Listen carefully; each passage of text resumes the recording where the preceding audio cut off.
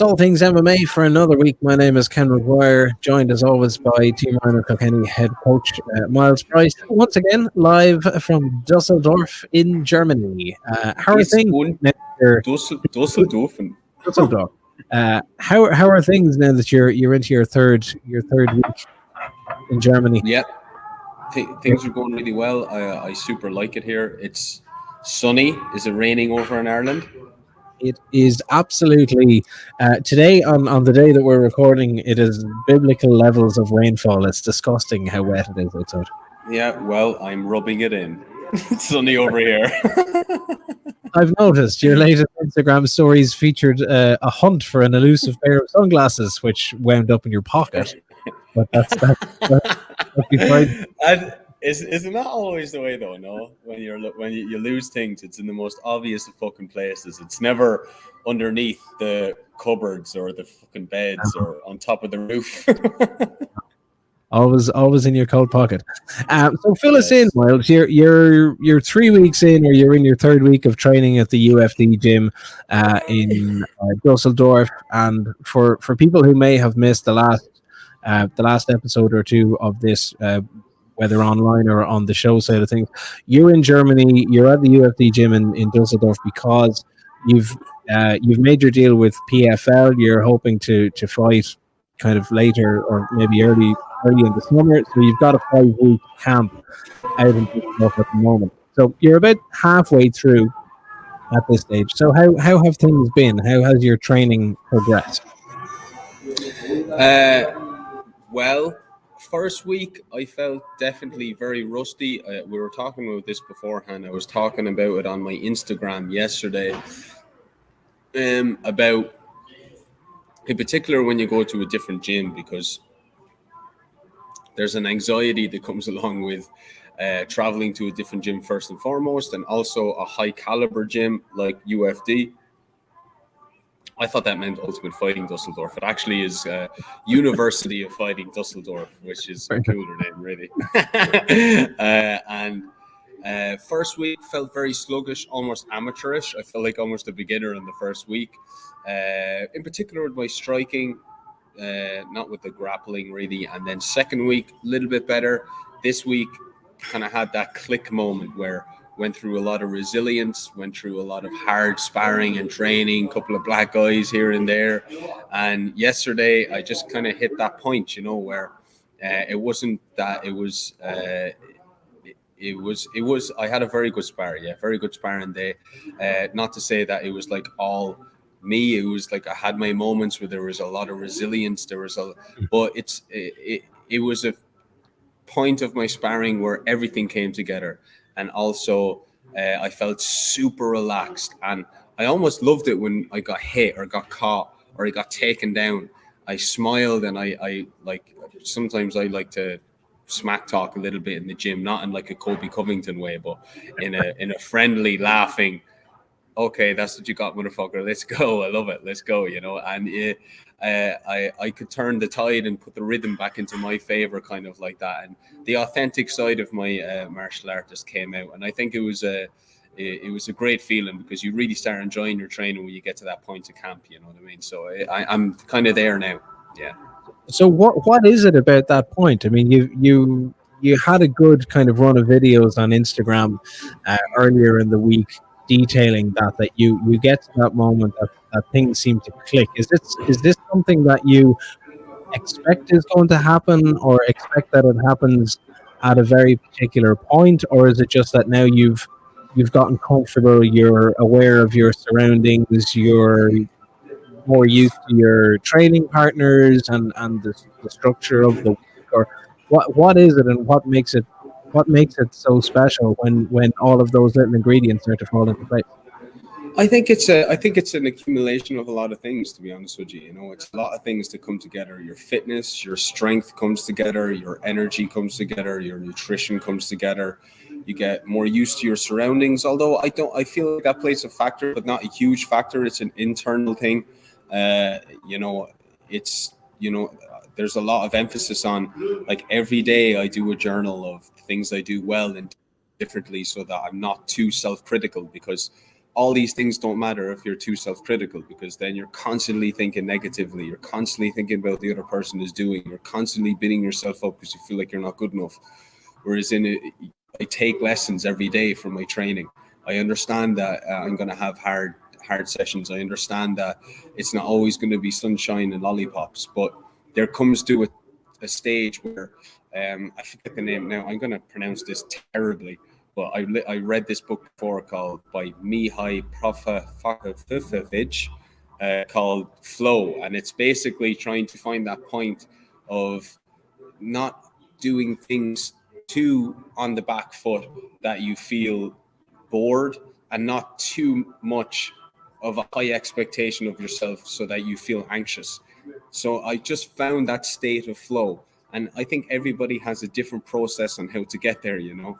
It is something that I do expect to happen on each camp, and it's happened to me nearly halfway through, so that's perfect for me. You know, it's really good timing.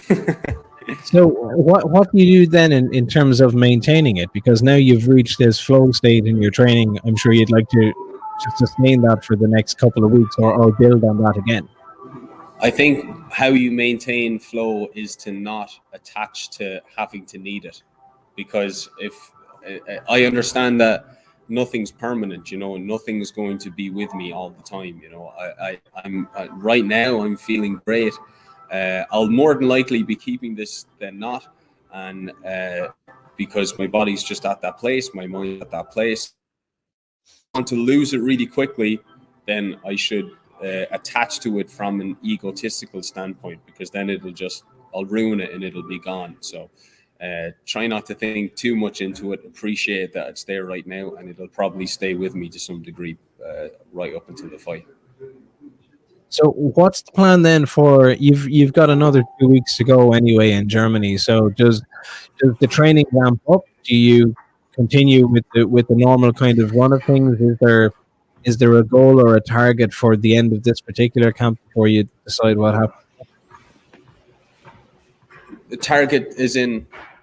Is there something very specific that you're looking to get out of the training before your time in Germany is finished? Not really. No, just the best. Just the best of my ability in training. That's all. And particular training sessions, of course. You know, like last night and this morning and this evening are going to be very easy training sessions. You know, aerobic based, probably green zone stuff, strength training, play sparring. Because Tuesday, Thursday mornings are ultra hard. Monday, Friday evenings are ultra hard. So I base everything around those 4 sessions a week. You know, like the rest of my sessions, which I have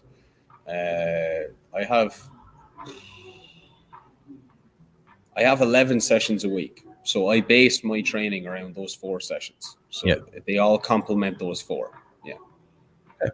And any further word yet, or now that we're a week on from where we were last week? Obviously, that's how time works. I can't be telling you that information, Ken. I'd be breaching contract. You know by now. I can't believe you asked me that question. Hey, I got to ask the question. You're like an external reporter. I got asked this a couple of times by various media people.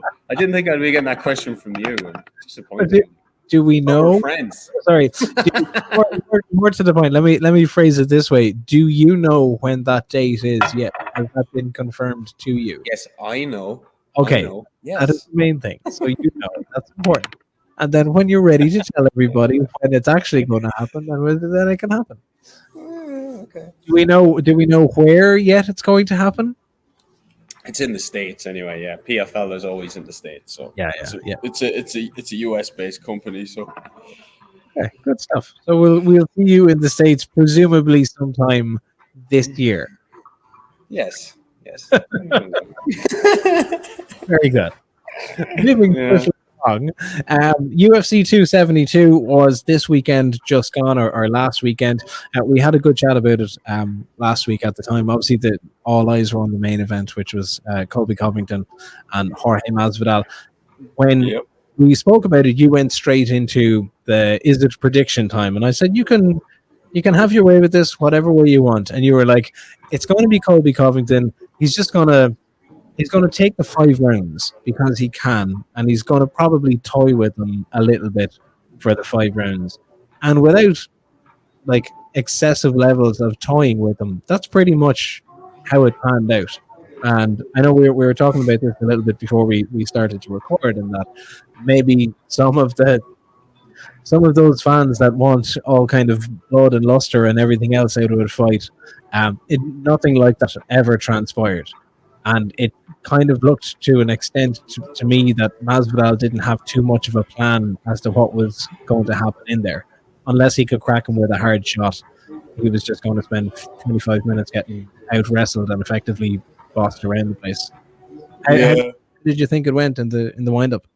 I don't think it was too hard of a prediction though. Like I honestly feel like from a logical standpoint, that was generally what was going to happen. You know, I feel like that's probably what happened a lot while they were training together as well. I mean, Kobe Covington is a nightmare of a wrestler. You can tell that he's a nightmare of a wrestler. I feel like Masvidal did seem flat though. I'd agree with kind of what he was saying after in the interviews and all that. Because he looked like that, and he doesn't usually look like that, even in 5 round fights. You know, he looked like, because he dropped him with a right hook. I think it was from southpaw, and he went 1-2 hook, and I mean, I feel like if he just went all out, because he was going to get taken down anyway. Like, look, no matter if you rest or you don't rest, Yeah. you capitalize or you don't, same shit's going to happen. You're going to get taken down. He's going to grind you, and that's it. So I was surprised that he didn't capitalize on the time where he dropped him to the knee. Like, that's what surprised me, and that's probably indicated that he was a bit flat, I think. Do you think if it was any other opponent that he would have, or that he may have? I think so. I think that people were kind of taken on board and underestimating the emotional aspect of it, to be honest. I do feel like Masvidal probably, you know, like, I don't know him personally, Yeah. but I think that Kobe has detached himself because he has this crazy alter ego, and like so outlandish and distinctive. And then you have Masvidal, who probably genuinely was upset about Kobe doing these things, and I do believe he did it. Like, I think he's completely lying saying he didn't. Like, you know, I think that he has no control of that alter ego whatsoever, and I think that Jorge was hurt by that, and I think that came out in the fight. I think he was genuinely hurt as, how could my best friend do this? And he disguised it by being, I'm going to smash your face in, but it didn't work out like that. Like, I think it came through a bit in the fight, to be honest. It's a funny one. But I know, like we've spoken at length about it before. But if Colby Covington didn't have this weirdly brash alter ego, you'd you're potentially putting him in a conversation with the modern greats, because he's just super clinical in what he does. He may not have had the results that he wanted of late, particularly against the last two Usman fights where he had dropped both by decision at the wind up. But um, other than that, if he's a WWE character and then he shakes off that heel image and instantly does that baby face turn, and now he's the new Rock, or he's the new Hulk Hogan, or he's the new something else, where fans are really going to get behind him. And you can hear it to an extent. There are fans that are, they're chanting on, they're chanting the Colby stuff, they're chanting the USA stuff, they're trying to get something going that maybe kind of takes away from that weird image that's there. But if it wasn't there, it may be a completely different fighter, or at least we'd have completely different opinions about somebody who is ultimately very, very good at what he does. Yeah, definitely, for sure. I feel like that he's, you know, like, Usman is like 1% better, isn't he? Like, I don't think it must be a very frustrating thing for Kobe, because he's just that little bit not good enough, just that inch, you know. So, but the welterweight title picture is getting a bit dry. Like, I mean, like, I'd really like to see Hamzat Chimaev just destroy Burns. No, like I like Gilbert Burns. Don't get me wrong. I haven't gotten Yeah, against Burns. I mean, he's a great guy. I hope he smashes him. I think he's a nice guy, but I want to see something fresh come into the picture. It would be from a fan's perspective, I should say. sure. You know? So it would be nice to see Shimaev get in there against Usman. You know, what do you think would happen in that fight, Ken? Well, I don't know because I don't know if he'll go all that way. Like Covington went into the Masvidal fight as the number one contender still, and then picked up the win in a very dominant fashion. So if you have Yeah. someone like that goes in against Gilbert Burns, who had already lost fairly handily to Usman, and I still don't think, given that the time away that Hamzat has had, that he would be thrown straight into the title mix. I would be curious to see if they get Hamzat Burns, Hamzat, and then the winner gets Usman, and he can sit and chill for another 6 months. That's cool. But right, Kobe Covington is he still was what was he compared to, who was he compared to before? He's compared to the John Fitch, the Jake Shields of the divisions, the guys that he just steamrolls all the potential big money newcomers. And he's just always that guy that's there ready for a title fight. And everyone's seen it before. So I agree with you in a logical standpoint. From a business standpoint, I don't think the UFC is going to do that. I think they're sticking them in there with Burns because Burns is a top level competitor. Right. Burns fought for the title before, and they're not going to stick him in with fucking Kobe because they're like, man, I don't know if they'd be able to risk him Kobe winning that fight and then have another thing, and he barely loses to Kamaru again, and then their cash cow is ruined. You know, so No, that's valid. I, I can see exactly where you're coming from. Yeah, yeah. Beyond that, I don't know. Your guess is as good as mine, but we'll find out. We'll find out soon enough. He doesn't look like he's yeah. going to need too much time off. And I think one of the closing lines of one of the interviews is that he doesn't need to train for fights. He's just one of these guys that lived for fights. So if somebody comes calling next week and fight in 6 weeks' time or 8 weeks' time or 3 months' time, he'll be there Who's this? You're who it talking is. about Kamaru, or you're No, talking about Shamsa? Colby. Oh yes. Oh yeah. He is definitely like that. Another one for you, Miles, and moving to matters closer to home. Some nice results for the gym at the weekend as well. Yeah, Tony Taylor unfortunately had to have the fight stopped because of a shoulder injury, but she did do very, very well. She was doing well. She was en route to potentially winning the fight. I mean, who's to know after one round? Like, I mean, so, but she was doing very well. So I'm super proud of her. She'll be back in there when she's good and healthy to compete again. And Matthew O'Rourke had a 3-round domination last round. Finished your man via ground and pound. So big things coming for Matthew O'Rourke of Team Rhino Kilkenny. Yeah, he's doing himself proud.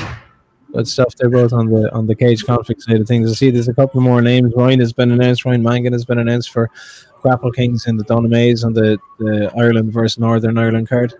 I forgot to say, yeah, Ryan steamrolled a load of brown belts. People don't realize how good Ryan Mangan is. I'm not just saying this like I'm real, you know. Like I like I've brought Ryan to the best gyms in Ireland, and guys struggle with him. Like he's impossible to submit. He's really, really dangerous with the leg locks. Like I have an impossible time with Ryan. I mean, he's a nightmare to deal with. He basically went down to Cork and just played with a load of brown belts. Like, I mean, you know, like that's the level this kid is at. Like, you know, like you're going to be seeing him on Polaris. You're going to be seeing him, and I'm going to be bringing him to the States to do the Worlds and to do all these big events. I'm telling you, that's where he's going. As he is a dangerous fella. Did you see that? Did you see the highlights of the Ken? Did you? I did. I watched the few fights that he had in Cork. Did you watch the one where he had your man in a heel hook, bro? But it was super quick, and I sent him a message. It was just like your Speedy Gonzalez going for that heel hook. It was like, wow, bro. Your man's knee popped like 5 or 6 times apparently. oh. I was just saying to Ryan, I was like, what's going through this lad's head? I was like, bro, you're not in the fucking absolute final of the ADCCs here. I mean, tap, motherfucker. Jesus, your fucking legs going out with no leg, Yeah, pretty much. That's how it. That's how. and he paid to compete. Yeah, this is the other side with this He's down €60 on a leg. and a leg as well. I say if you could get the €50 back at the very least, it might take the edge off a little bit. And well, before we knock this one on the head, anything on your radar for the week ahead, or just keep Same. Eat, sleep, train, repeat, and hopefully the sunshine keeps up over here, and hopefully it transpires over there to you guys eventually. Yeah, I wouldn't mind if you could send a little bit our way. I'd be much appreciated. I'm not going to turn the camera towards the window back here. It looks very bright. It's actually grey and horrendous outside. Okay. Take my word for it. On that note, this has been All Things MMA for another week. We'll get to do it all over again next week. Catch up online at scoreline.ie, and of course the show is every weekend on KCLR from 2 o'clock to 6 o'clock Saturdays and Sundays. I have been Ken McGuire. He has been Mark Price. We'll do this all again very soon. Good luck.